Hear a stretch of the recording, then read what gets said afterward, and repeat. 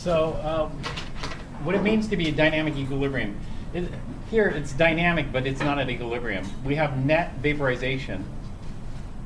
As we start building up gaseous molecules, those gaseous molecules can strike the surface of liquid and stick. That's condensation. And so we start having condensation, but the rate is small because we don't have that many. As the number of gaseous molecules grows, so does the condensation rate, until the condensation rate equals the vaporization rate here. The vaporization rate is pretty much constant because of the temperature. And so once we hit this point, this is the state of dynamic equilibrium. The total amount of gas doesn't change, the total amount of liquid doesn't change, but the molecules are constantly cycling.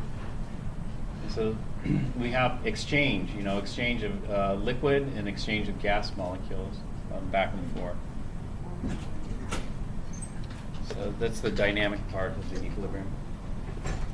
Okay, let's take a look at the next.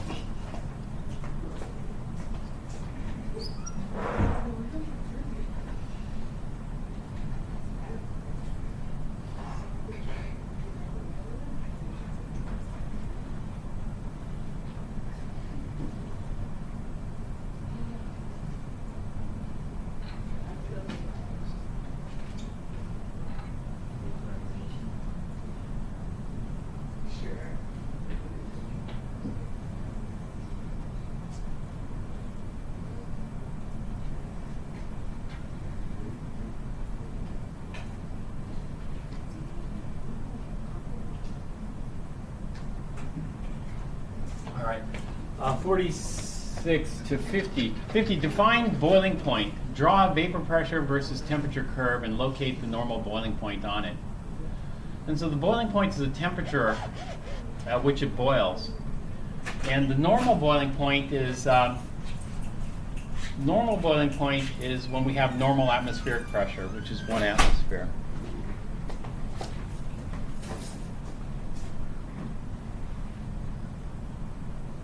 If we were to draw the curve would look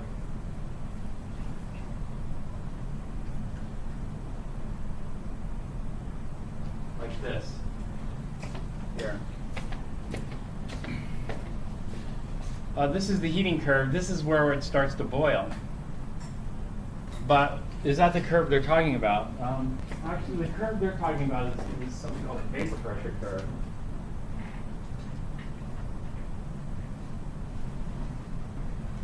With different shapes to it. The vapor pressure curve is going to look like this. Here. And so what's going to happen is, as the temperature increases, you're going to shift the water molecules to higher energy, which is going to increase the population of water molecules that have enough energy to vaporize. And so that's going to generate higher and higher vapor pressures as you get more and more water molecules in the gaseous state. So increasing the temperature increases the vapor pressure, like this.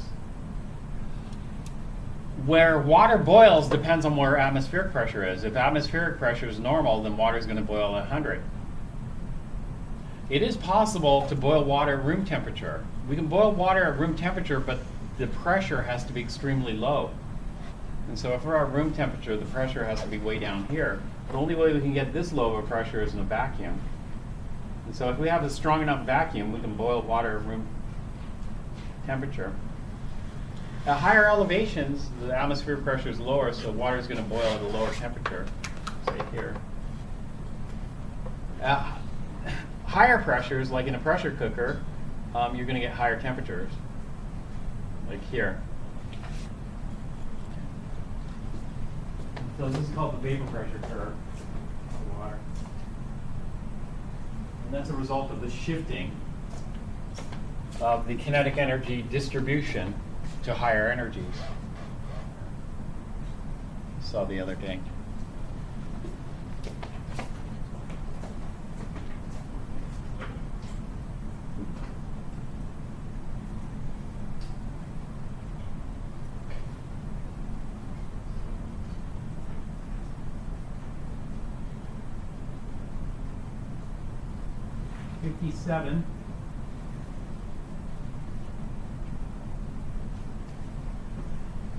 Is ice a crystalline solid or an amorphous solid? It's crystalline. On what properties do you base your conclusion?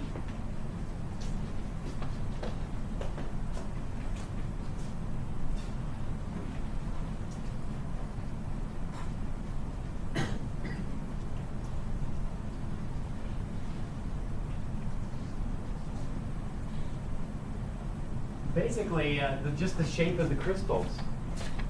If you look at a snowflake, an ice crystal, it's really well ordered. And therefore, it's got to be crystalline. It has this order to it. And so these are a whole bunch of ice crystals here. Let's see. And so just the shape of the crystals.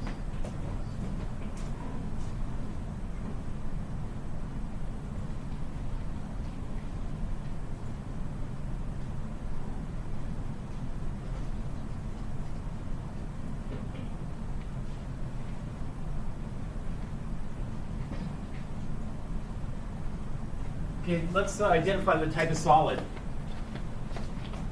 based on some of its properties.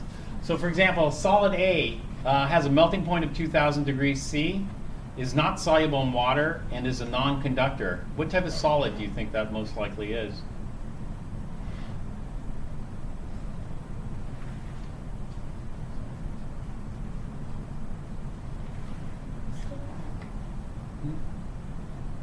Well, we can't tell if it's crystalline or amorphous based on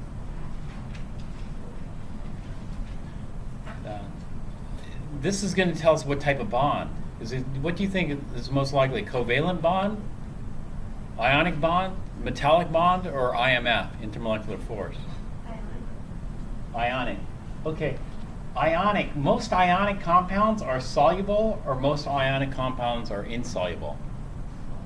Are soluble. So here's a little conflict. High melting point, but there are other things that have high melting point. What other type of solid has a high melting point? Ionic solids and covalent solids, like diamond. Diamond has a high melting point. Diamond is not soluble. Quartz is not soluble. Diamond doesn't conduct electricity, nor does quartz. And so this is going to be a covalent solid, or what your book calls it network covalent, or network lattice. B. The melting point is 1050 degrees C. That's high also. It's a very high melting point. However, it's water soluble. Yeah, this is ionic. Sure, it's non-conductor. In the solid state, it would be a conductor in the molten state or the aqueous state. So this is ionic. C.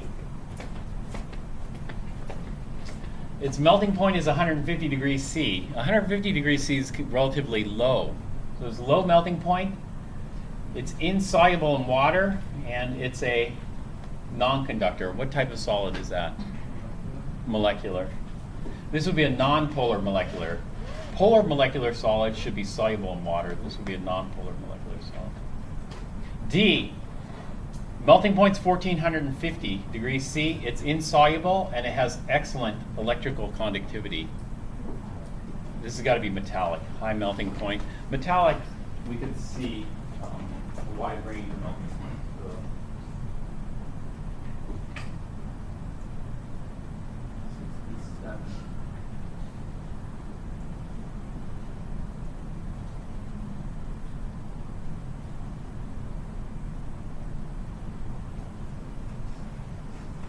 All right, 67's next. Acetone, C3H6O, is a highly volatile. Highly volatile means what?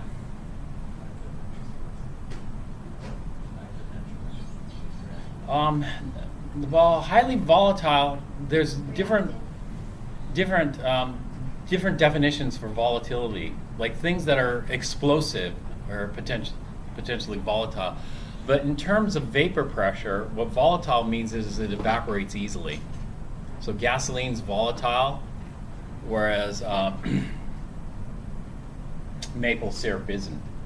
And so in this context of physical properties, volatile just means it vaporizes easily. In a chemical reaction, it would be high potential energy. It's a volatile mixture, potentially dangerous or explosive.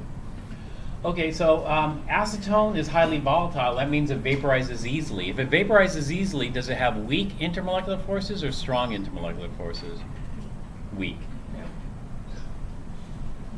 A highly volatile solvent, sometimes used as a cleansing agent prior to vaccination. It evaporates quickly from the skin, making the skin feel cold.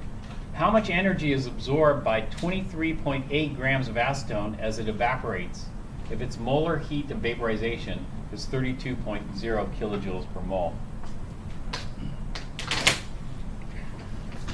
And so what we're doing here is we're doing vaporization. Vaporization is a phase change. And so if it's a phase change, what do we do for Q? Q is equal to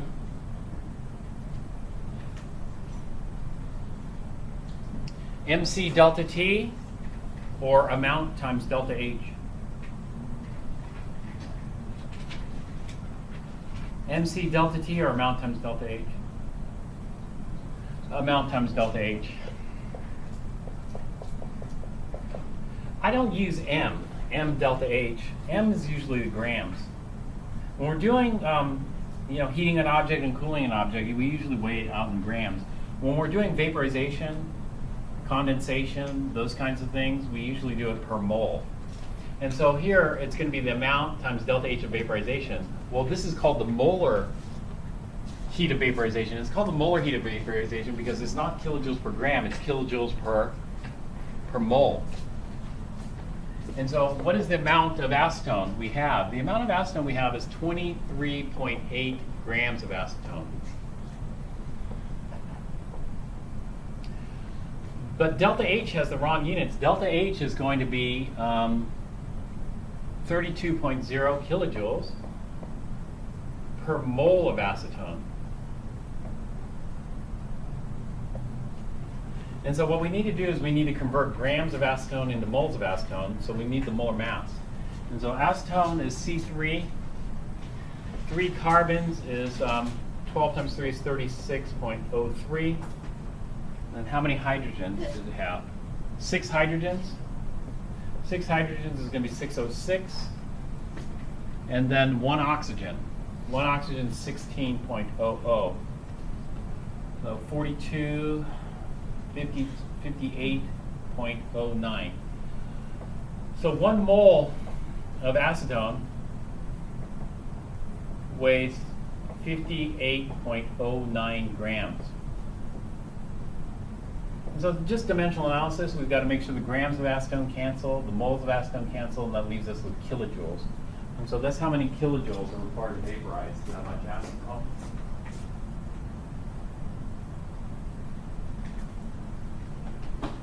Comes out to 13.1 kilojoules of heat required to vaporize that. What do they say here? Oh, acetone is common as nail polish remover.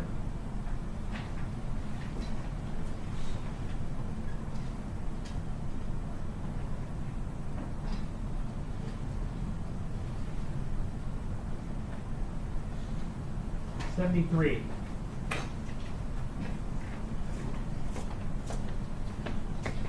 '73. A piece of zinc releases 4.45 kilojoules while freezing. What is the mass of the sample?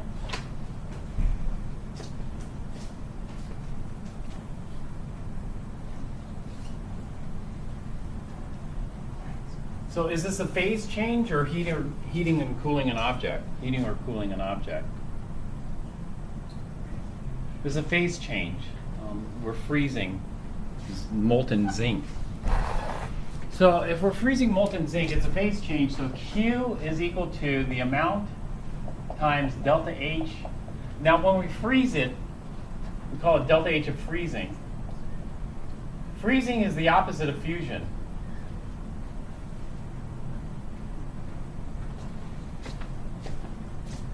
So what are they're asking for the mass. They're asking for the amount. So let's solve this equation for the amount. We could also use dimensional analysis, but I'm going to do this algebraically. The amount is equal to Q divided by delta H of freezing. Q is given 4.45 kilojoules. 4.45 kilojoules. Now, what is delta H of freezing for zinc?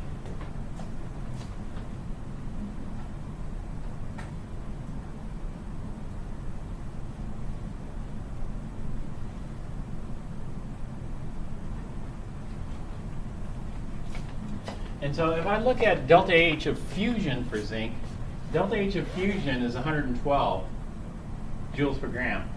So in order to melt zinc, it's going to cost us 112 joules per gram. In order to freeze molten zinc, we have to remove 112 joules per gram. And so if we remove it, that's exothermic. We've got to remove it, so it's minus 112 joules per gram. Okay, there are two problems that come up here.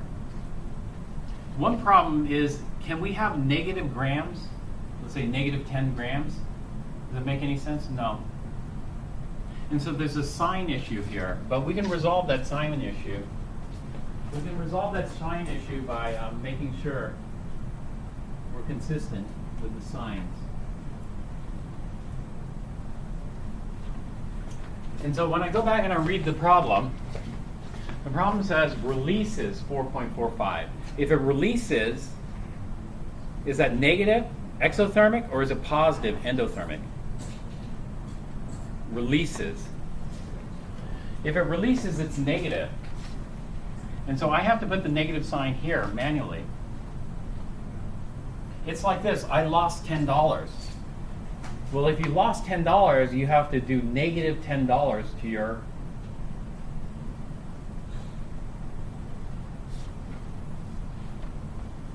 balance. And so here, well, I lost 4.45 kilojoules. Well, if you lost 4, well, we have to do negative. And so when we do negative here, negative, it's going to make it a positive gram. The other issue is the kilojoules and joules don't cancel. So I got to convert one to the other. So I'll just convert joules into kilojoules into joules. Let's do it that way. So the kilojoules cancel, the joules cancel. 1 over grams. Flip that over, and that gives us the gram.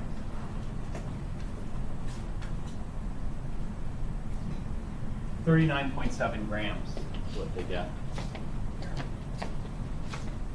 Or 73.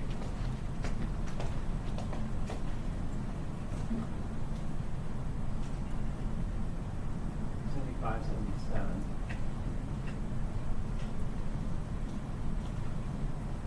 75. Samples of two different metals, A and B, have the same mass. Both samples absorb the same amount of energy. The temperature of A increases by 11 degrees C. The sample of B increases by 13 degrees C. Which metal has a higher specific heat? And so let's say we start off at the same. We add the same amount of energy. One warms up by 11, the other warms up by 13 with the same amount of energy. So which one has the higher specific heat?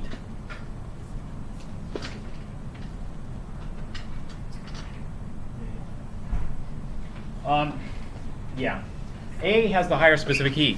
That is this. If we look at B, B goes up to 13. A only goes up to 11. So we have to add more heat to bring it up to 13.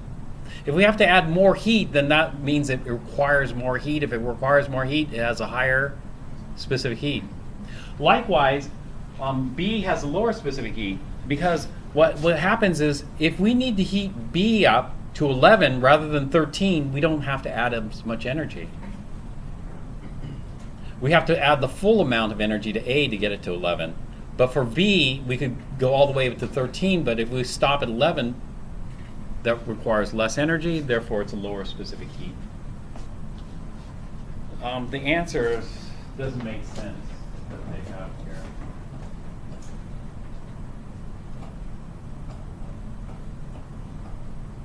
They didn't answer the question, or did they? Maybe they did. They said A.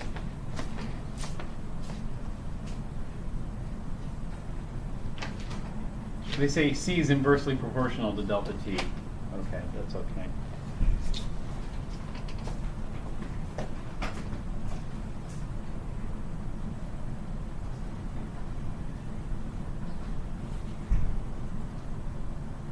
$77.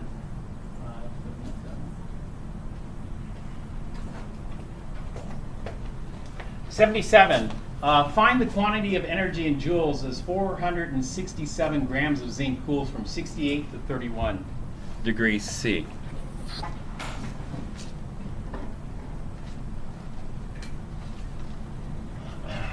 So 68 to 31. Zinc. What is zinc between 68 and 31? Is that a liquid, solid, or gas? Or is it a liquid at 68 and a solid at 31? Is there a transition in that region? And so to figure that out, we need to look at the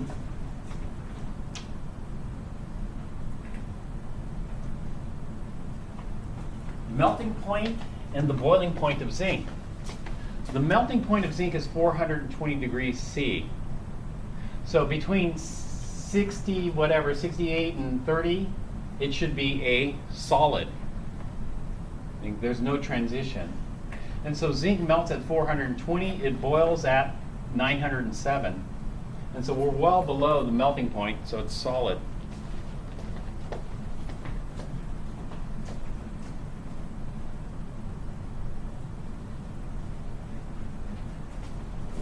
And so what we're doing here is we're just cooling down a solid chunk of zinc. So we have 467 grams. So if we're cooling down, it's Q is equal to MC delta T. So how much zinc are we cooling down? We're cooling down 467 grams. What is the specific heat of zinc?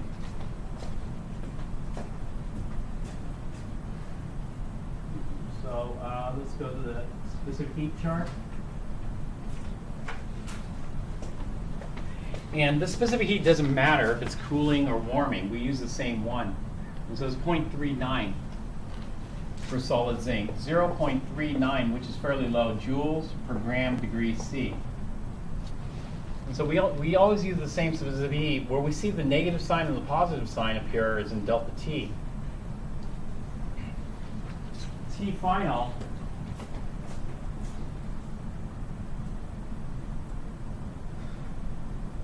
is 31 degrees C. T initial is 68 degrees C. So we're going to see the grams cancel. So 467 times 0.39 joules per degree C. And the temperature drop here is going to be minus 37 degrees C. And so here's where the negative appears. So we're cooling it down. And so we need to release this, or we need to remove this energy to cool it down.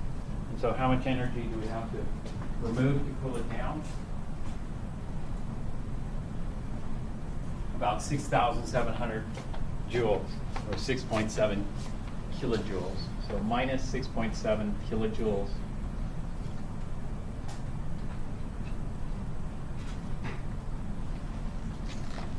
And 77, 79.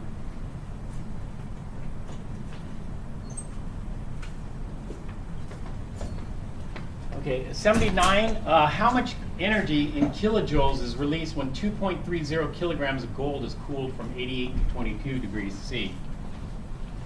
So this is very similar to the last problem. Between 88 and 22 degrees C, gold is going to be a solid. And so it's a solid cooling, which is going to be Q is equal to MC delta T. M, the amount, 2.30 kilograms, and converted to grams. C, this is the specific heat for solid gold, 0.13 joules per gram degrees C. And our delta T, T final is 22 degrees C, T initial is 88, so this is going to come out negative. And so we get negative 20 kilojoules. In other words, 20 kilojoules have to be removed.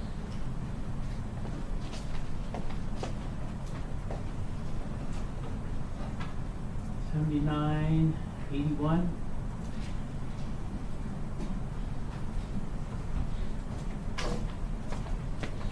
Is the mass of a handful of copper coins is 144 grams. The coins are at a temperature of 33 degrees C. If they lose 1.47 kilojoules when they are tossed in a fountain and drop to the fountain's water temperature, what is the temperature? These copper coins, let's assume that they aren't pennies, because pennies aren't pure copper. You know what pennies are made up of?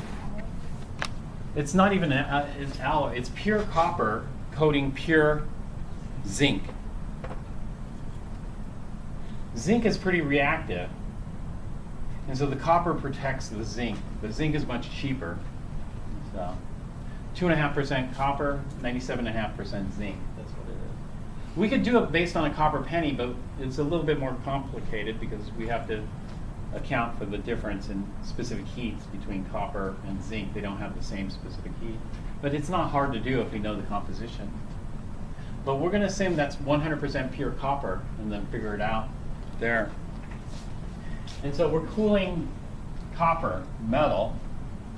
If we're cooling copper metal, then Q is equal to mc delta T. And so what do we know? We know the mass. 144 grams of copper. The coins are at a temperature of 33 degrees C. So we we know T initial.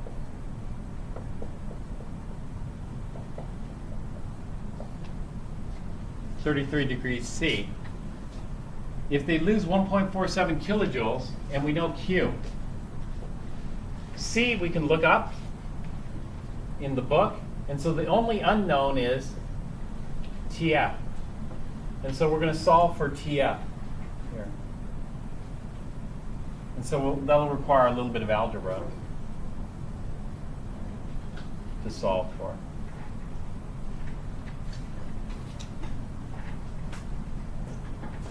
Your book does it in 2 steps. Your books first solve for delta T, which is this, and then they solve for TF. And so they do it in 2 steps. First solve for delta T, and then solve for TF. Final temperature is 6 degrees C.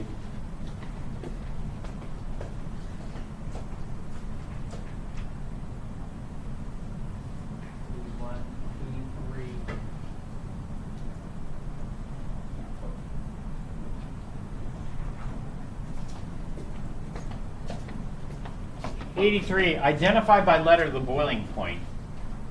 Where does this boil? At what letter will it start to boil? F. F is correct.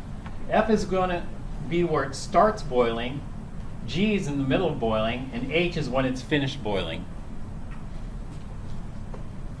Where does it start to freeze?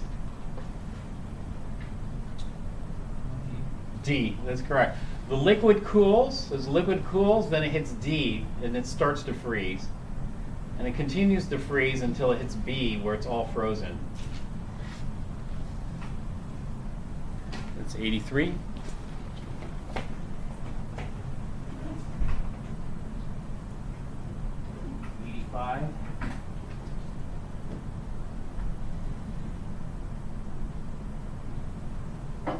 To identify all points on the graph where the substance is entirely a gas.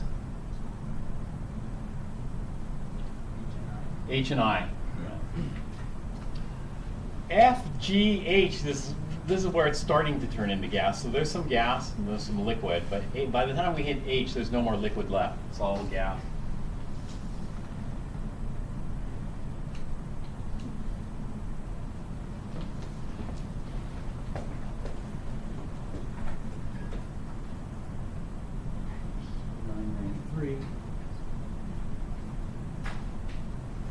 Describe the physical changes that occur as energy N minus P is removed from the sample. N to P is removed. Okay, so what we're going to do is we're going to start at P and then remove energy to N. So if we start at P, what do we have? Yeah, we have all gas at the temperature J. So as we remove energy, what happens to the gas? It starts to condense into a liquid. It's almost there. This is about 80% to 90% condensed. By the time we hit F, it's 100% condensed.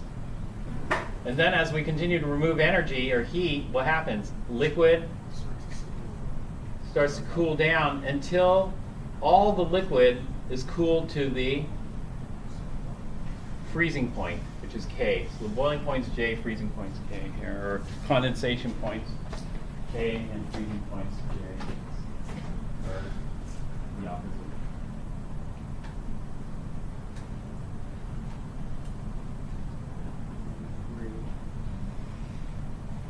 Ninety-three.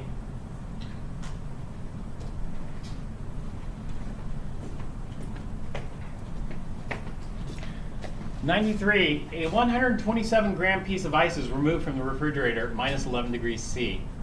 It is placed in a bowl in which it melts and eventually warms to room temperature, 21 degrees C. Calculate the amount of energy the sample has gained from the atmosphere. So we're going to start off with 127 grams of ice at minus 11 degrees C. And then we're going to add heat.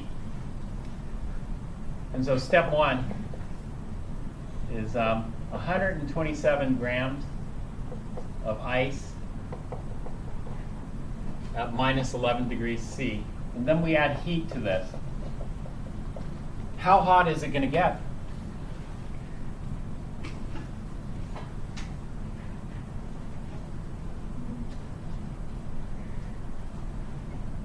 What's the hottest a piece of ice can get? 100 degrees or 0 degrees? 0 degrees. And so what we're going to get is we're going to warm this from minus 11 degrees C to 0 degrees C. And so this is still going to be ice. And it's still going to be 127 grams.